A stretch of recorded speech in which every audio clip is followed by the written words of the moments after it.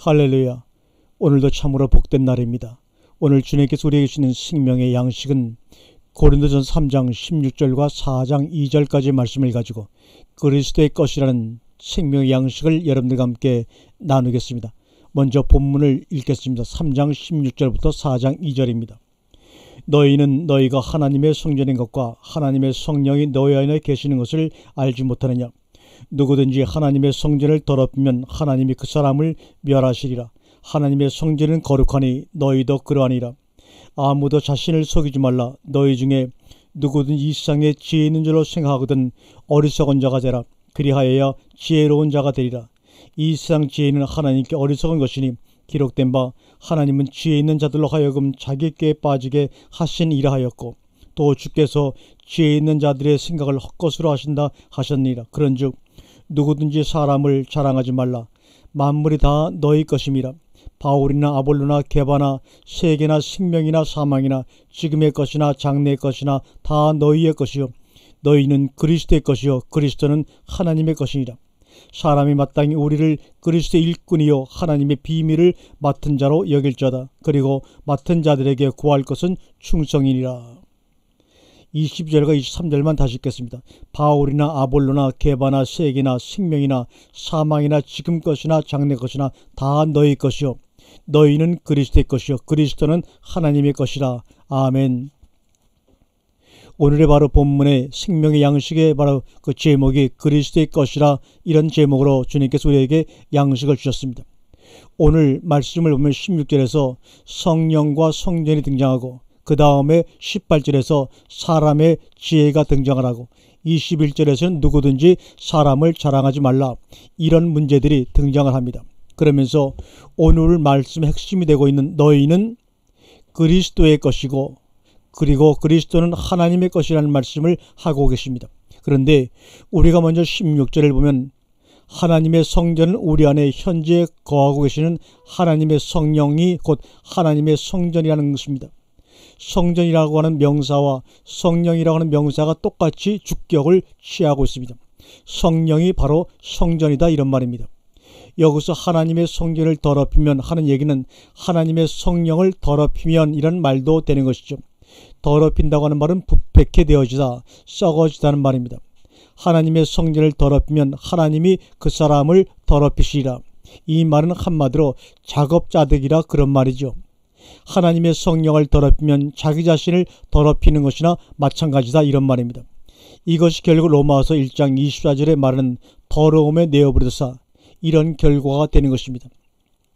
하나님은 하나님의 성령, 즉 하나님의 성전을 더럽히면 더럽히는 대로 그대로 내버려 두십니다. 그런데 그 더럽히는 그것 자체가 하나님이 그 사람을 더럽히는 결과가 된다는 것입니다. 그런데 우리가 신앙생활을 하면서 항상 주의 깊게 주셔야 될 사항은 하나님의 성령 곧 하나님의 성전을 내가 어떻게 하고 있느냐 하는 문제입니다. 그 다음에 성령과 성전은 곧 말씀과 링크되어 있습니다. 그런데 우리가 아무리 하나님의 말씀을 알고 사역을 훌륭히 잘 해낸다 할지라도 이 부분에서 소홀하고 잘못되면 결국 사역 자체가 혹은 성경적 지식 그 자체가 열심 그 자체가 자기를 더럽히는 결과가 된다는 것입니다. 그래서 오늘 제목의 말씀이 바로 너희는 그리스도의 것이니라.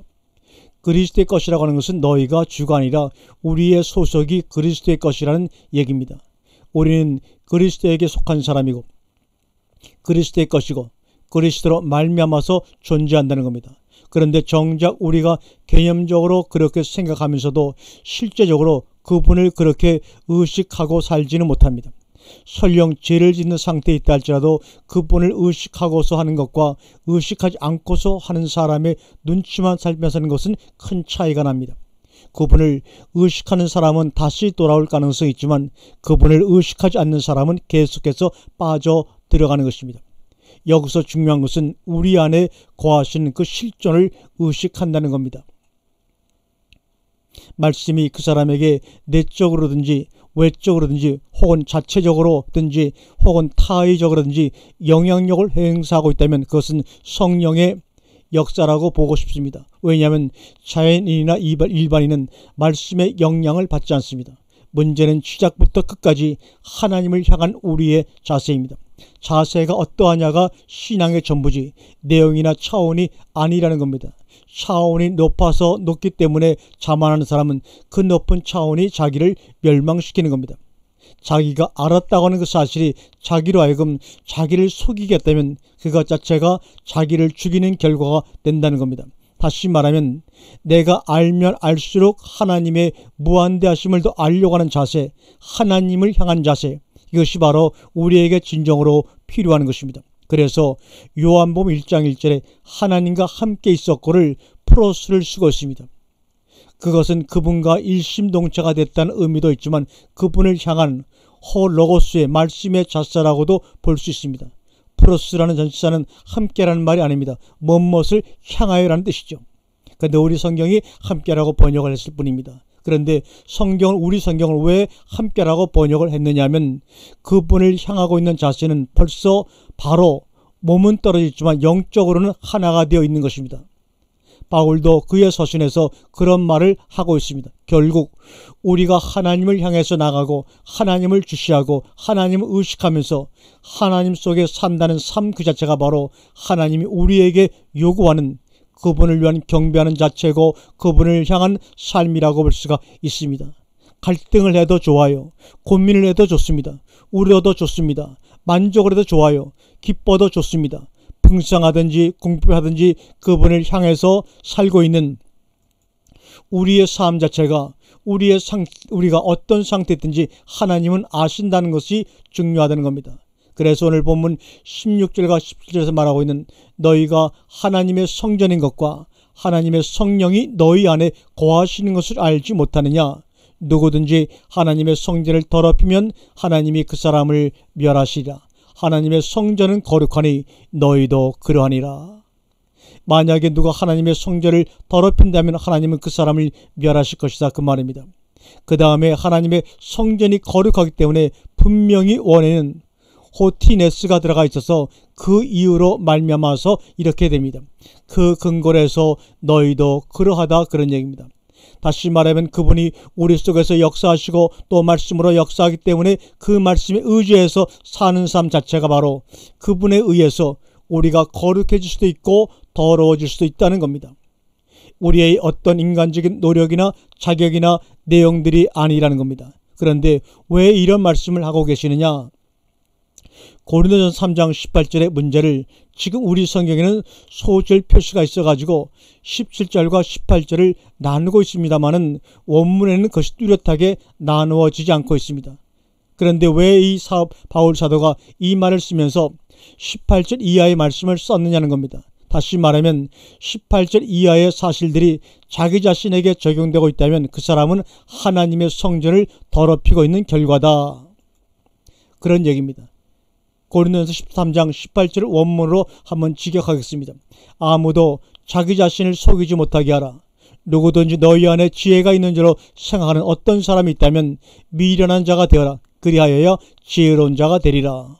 어떤 지혜입니까? 세상 지혜입니다. 여기 지혜의 문제를 어떤 관점에서 우리가 보아야 할 것이냐는 것은 해석상에 많은 문제가 있습니다만 우리가 본문에서 주시해야 될 것은 우리의 어떤 요소들이 하나님을 알 수 있다고 생각하는 것을 포기하라 그런 말입니다. 요사이 우리 한국교회가 문제가 자꾸 커지고 있는 것은 스스로 지혜가 있다고 하는 사람들 때문입니다. 그렇게 되어진 사람들이 지금 16절 17절에서 말하고 있는 내적 성령, 즉 우리 안에 거하시는 성령의 역사와 우리 안에 존재하는 지혜의 역사를 구분하기가 어렵다는 겁니다. 다시 말하면 내적 성령의 실존을 의식하는 사람은 자기의 지혜를 체험하지 않습니다. 그럴 필요성이 없기 때문에 그래서 성령의 역사에 의지해서 나가는데 그 실존의 역사가 일어나지 않는 사람들이 자기 지혜를 혹시라도 성령의 역사로 착각할 수도 있다는 얘기입니다.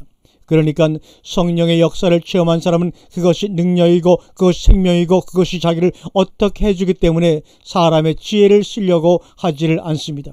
반면에 그것이 되어 있지 않은 사람은 최대한으로 자기의 무엇을 동원해 가지고 그것을 이루어 보려고 하는 시도를 한다는 겁니다. 그런데 지금 이게 무서운 것은 왜냐하면 19절 말씀을 잠깐 보겠습니다.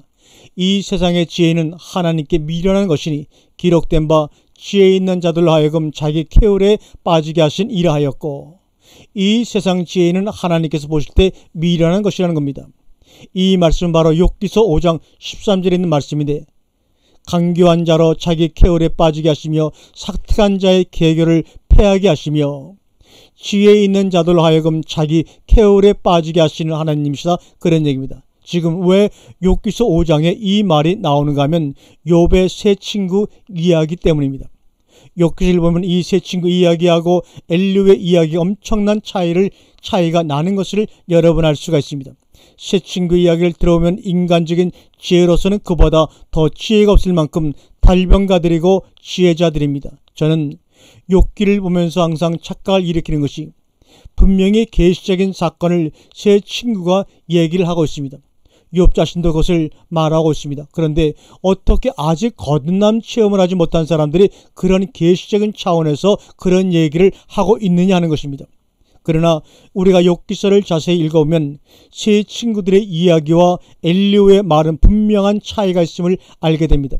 차이가 나는데도 세 친구나 욥의 이야기만을 중점적으로 보면, 야, 어떻게 사람의 지혜 속에서 이런 얘기까지가 나올 수 있느냐 하는 겁니다. 충분히 그럴 수 있다는 겁니다. 그런데 성령의 역사와 사람의 지혜 역사의 차이점이 무엇인가 하면, 우리가 욥기서를 보면 참 재미가 있습니다. 인간의 지혜로운 대화는 끝이 없습니다. 끝이 없음과 동시에 문제 해결이 또한 안 된다는 겁니다. 절대로 문제 해결이 되질 않습니다. 끝없는 변론만 계속될 뿐입니다. 만약에 엘리후가 나타나지 않았다면 세 친구와 욥은 늙어 죽을 때까지 변론과 논쟁만 아마 하고 있었을 것입니다. 그런데 엘리후가 나타나면서 그 입을 막아버립니다. 하나님께서 말씀하시면서 문제가 해결됩니다. 결국은 정말 하나님이 우리의 삶 속에 들어오셔서 역사하신다면 어떤 문제라도 해결이 되어야 합니다. 그런데 인간의 문제들은 끝없는 변론만 있을 뿐 해결이 나지를 않습니다. 우리들의 삶을 한번 정리해 봅시다. 가정의 문제도 그렇고, 사업의 문제도 그렇고, 직장의 문제도 그렇고, 교회의 문제도 그렇고, 어떤 모임의 문제도 그렇고 마찬가지입니다. 하나님이 함께 하시는 가정, 개인, 사업, 단체의 몸에 반드시 어떤 문제가 발생했으면 반드시 그 문제가 해결을 보고 맙니다. 그러나 할 것은 그 해결이 우리가 요구하는 좋은 조건으로만 되어지기를 바라는 것은 문제가 있다는 것입니다. 우리가 원치 않았던 결과로 나타난다 할지라도 뒤에 가서 보면 그 결과는 내게 유익한 것이었다는 것을 우리는 깨닫게 됩니다. 그런데 하나님이 없는 인간들의 모임 속에 일어나는 문제는 끝없이 문제는 문제를 낳고 말썽은 말썽을 낳습니다. 오늘 본문에서 이야기하는 자기 쾌월에 빠지는 것은 문제가 해결되지 않고 계속해서 끝없는 미궁 속으로 들어간다는 겁니다. 소위 이것이 무저갱입니다. 끝이 없습니다. 이것이 어떤 결과냐? 이것이 바로 사람의 지혜의 결과라는 겁니다. 여러분들이 어떤 문제가 있습니까? 저는 저에게 상담하러 오시는 분들에게 그렇게 시원한 대답을 안 합니다. 왜냐하면 나는 그 문제에 대해서 전문가가 아닙니다. 다만 대답할 수 있는 길은 하나님께서 역사하실 때까지 기다리십시오. 반드시 길이 열릴 것입니다. 길이 열리지 않으면 기다리십시오. 만약에 당신이 하나님과 함께하고 그 문제를 진정 하나님께 맡기면 하나님 반드시 그 문제를 해결하실 겁니다. 언제든지 문제는 사람이 성급해가지고 결단을 내리고 처리를 했을 때 문제가 발생하는 겁니다. 그것은 뒤수습까지도 자기가 해야 합니다. 그런데 대개가 사고는 사람의 저질러 놓고 뒤수습은 하나님 보고 해달라는 겁니다. 이것이 바로 자기 쾌월에 빠지는 겁니다. 우리가 오늘 특별히 하나님의 말씀적 차원에서 하나님의 인도하심을 받는다는 것이 중요한 것은 베드로후서 1장 19절에 나오는 대로 샛별이 너희 마음에 떠오르기까지 너희가 이것을 주의하는 것이 가니라. 참으로 중요한 말씀이라고 생각을 합니다. 이스라엘 백성들이 애굽에서 나와가지고 무조건 지킹해가지고 요단강을 건너 가나안으로 갈 줄 알았습니다. 그러나 하나님의 불기둥은 그것이 아니었다는 겁니다. 하나님의 성령의 인도하심을 의식하지 않았던 우리의 무지하고 방만한 생각들을 반드시 바꿔야 합니다. 고린도전서 3장 21절에서 다시 한번 하나님의 존재를 인식해야 될 필요성이 있습니다. 그런즉 누구든지 사람을 자랑하지 말라. 만물이 다 너희 것입니다. 원문으로는 사람들 안에서 자랑하지 말라고 말하는, 사람들 안에서 en anthropois, 세상의 모든 문제들을 보면 다 사람들의 문제에서 나오는 것이죠. 심지어 교회를 다닌다는 사람들의 관계도 참으로 한심하기가 그지없는 것은 그렇게 하나님 의식이 없을 수가 없습니다. 그것은 지금 16절 17절에서 말씀하고 있는 하나님의 성령의 위치와 그가 지금 차지하고 있는 범위가 아직도 일부분이라는 겁니다. 우리가 아직도 그런 성숙되지 못한 범위에서 놀아야 한다고 하는 것은 참으로 회개할 문제라고 봅니다. 우리 한번 냉철하게 생각을 해봅시다. 하나님의 종들이 사람과 하나님 사이에서 언제까지고 얼마까지냐 하는 겁니다. 우리에게 시작이 있으면 반드시 분기점이 있습니다. 분기점이라고 하는 것은 그리스도가 우리들 생활 속에 개입하시는 순간입니다. 그러면 하나님의 종으로서 어디서부터 어디 시작해서 어디까지라는 분기점이 있을 것이 아닙니까? 하나님의 종은 시작해서 분기점까지가 사람의 역할입니다. 그 분기점에서 그리스도에게 인도되고 그리스도의 인도함을 받으면서 사람의 역할은 끝나는 겁니다. 물론 물 주고 돌아보는 것은 있습니다. 그러나 실질적인 관계성은 그분과 관계를 맺어야 합니다. 분기점부터 하나님의 종의 역할은 하나의 보호자 역할일 뿐입니다. 그런데 오늘날 교회의 문제가 무엇인가 하면 사람의 역할이 분기점의 선을 넘어버렸다는 겁니다. 그러면 그리스도는 뭐냐는 겁니다. 그분은 어디서 무슨 일을 하시란 말이냐는 겁니다. 난감하지 않을 수가 없습니다. 오늘날 목회자들이 자기의 포지션을 넘어버렸기 때문에 그들로 하여금 자꾸 캐울에 빠지게 하는 겁니다. 그리스도를 만나 그와 함께 고민하고 갈등하고 해결하게 해줘야 하는데 목회자가 그것을 방해하고 다 해버립니다. 그러다 보니 그리스도는 내 삶에서 적어지고 나중에는 사람만 남는 것입니다. 여러분의 입장과 저의 입장은 다릅니다. 여러분은 제가 여러분에게 얼마만큼의 도움을 주느냐에만 관심이 있겠지만 저는 하나님과 여러분 사이의 위치를 신경 써야 할 사람입니다. 저는 이 포지션을 넘어갈 마음이 조금도 없습니다. 이제부터 여러분들은 여러분들 스스로 그분과의 만남에서 성숙해지시기를 바랍니다. 고린도전서 1장부터 취급하고 있는 문제가 바로 오늘 이 문제입니다. 고린도 교인들도 이 한계점을 몰랐고 그리고 거기 와서 사역이라는 사람들도 이 한계점을 몰랐던 겁니다. 그런데 바울이 바로 그 분기점을 이야기하고 있는 겁니다. 하나님의 종이 그로 하여금 손을 떼어도 스스로 설 수 있는 분기점이 어디냐? 그것은 그 사람이 하나님의 말씀을 전하는 주의 종이 하나님의 종으로 믿어지고 그로부터 나오는 말씀이 하나님의 말씀으로 믿어지면 하나님의 종은 그리스도를 소개하고 떠나가라는 겁니다. 사라져 버리라는 겁니다. 그런데 끝까지 우리는 성도들을 붙잡고 있습니다. 그것은 정말로 잘못된 것입니다. 여러분, 제가 아무리 이 말씀을 전하지만 여러분은 저를 보시면 안 됩니다. 저를 의지하시면 안 됩니다. 저로부터 소개받은 그분을 만났으니, 그리스도를 만났으니, 이 말씀을 통해 그리스도를 만났으니 모든 것을 이제부터는 그분과 상의하시고 그분의 응답을 기다리시길 간절히 바랍니다. 단전은 그분을 여러분에게 소개시키기 위한 보조 역할만 할 뿐입니다.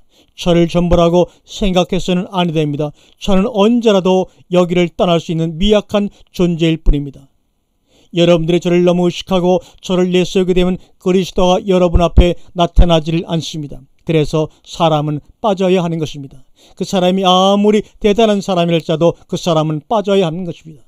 사람을 자랑할 것도 못되지만 사람을 판단해서도 안 됩니다. 그것은 다만 사람은 사람일 뿐입니다. 고린도서 3장 23절에 너희는 그리스도의 것이요 그리스도는 하나님의 것이라고 분명히 오늘 선언하고 있지 않습니까? 그리스도인들이 말로는 그리스도인이라고 하면서도 그 의식 자체가 그리스도를 그만큼 의식하고 살지를 않습니다. 내가 그리스도에게 속한 사람이고 그리스도의 것이고 그리스도로 말미암아 살고 그리스도와 함께 살 존재라는 것이 삶화되지를 않고 있는 겁니다. 매치가 되지를 않는 겁니다. 왜 그러느냐? 우리는 그리스도의 것이 되려고 노력하는 사람이기 때문에 그렇습니다. 그리스도의 것이 되어버리면 문제는 없어집니다. 그런데 그리스도의 것이 되려고 노력을 하고 있기 때문에 우리가 그리스도의 것이라는 것을 실감을 못하는 겁니다. 다시 말하면 그분으로 말미암아서 날마다 삶이 이어지고 풍요해지고 만족한 삶을 살고 있다면 그런 소리를 하나도 할 필요가 없습니다. 지금 바로 고린도 교회의 문제가 그 부분입니다. 육신에 속해 있어서 사람을 따라 행하는 일이 빈번하게 일어나고 있기 때문에 너희는 그리스도의 것이라는 것이 실감이 나지를 않는 겁니다. 하나님의 종들은 한 사람을 어떻게 그리스도의 것으로 만드냐 하는 것이 하나님의 종들의 목적이고 의미인데 그것이 지금 그렇게 되지 않고 있는 것이 고린도 교회의 고민인 것입니다. 고린도서 4장 1절을 보겠습니다. 사람이 마땅히 우리를 그리스도의 일꾼이요 하나님의 비밀을 맡은 자로 여길지어다. 아멘. 앞에서는 사람을 자랑하지 말라 부정적으로 이야기를 했습니다. 그러면 사람은 아무것도 아니냐? 아니다 그 말입니다. 4장 1절에서는 이렇게 여기라 그리스도의 일꾼이요 하나님의 비밀을 맡은 자로 여기라 이렇게 우리에게 권면하고 있습니다. 그런데 일꾼이라는 단어가 헬라어에서 많이 나옵니다만 오늘 본문에서는 히페레타스 그래가지고 히포 플러스 에레소라는 말입니다. 히포는 아래란 뜻이고 에레소라는 말은 낮다, 낮은 자란 말입니다. 낮은 자 아래 이런 말입니다. 그러니까 일꾼이라는 말은 낮은 자 아래에 있는 자입니다. 사도행 26장 16절에 나오는 사안이라는 말입니다. 그러니까 이라는 사역자 일꾼을 말하는 것이 아니라 아주 낮은 자 아래 있는 것 이런 말입니다. 마땅히 우리를 그리스도 일꾼이요 라는 것은 이라는 사역자를 말하는 것이 아니라 아주 낮은 자 아래 있는 것 히페레타스 아주 낮은 자 아래 있는 것 그리스도 밑에서 발발발 길면서 그분이 시키는 일만 그렇게 두말 없이 해나가는 그렇게 여기라 그런 얘기입니다. 그러니까 일꾼을 깔보지 말고 그리스도 밑에서 그로부터 명령을 받아서 전달하는 사람으로 여기라 그런 얘기입니다. 그런데 이 히페레타스의 역할은 무엇이냐면 그리스도의 비밀을 맡은 자라고 하는 것은 소위 청직이라고 합니다. 그러니까 무슨 역할만 잘하면 되느냐? 오늘 우리가 그리스도의 비밀을 맡아가지고 공부를 합니다. 창세기를 보면 다스리며 지키라고 명령을 하셨죠. 그것을 제대로 시행을 못하니까 3장 끝에 가서는 그룹들과 두루두루 하연금을 시켜서 지키자 하시니라는 말이 나옵니다. 사역이라는 것은 자기 구원과 자기의 신앙이 직결되어 있다는 것을 아셔야 합니다. 항상 말씀을 드렸지만 내가 하나님의 종으로서 사역이라는 것은 바로 나의 구원의 문제입니다.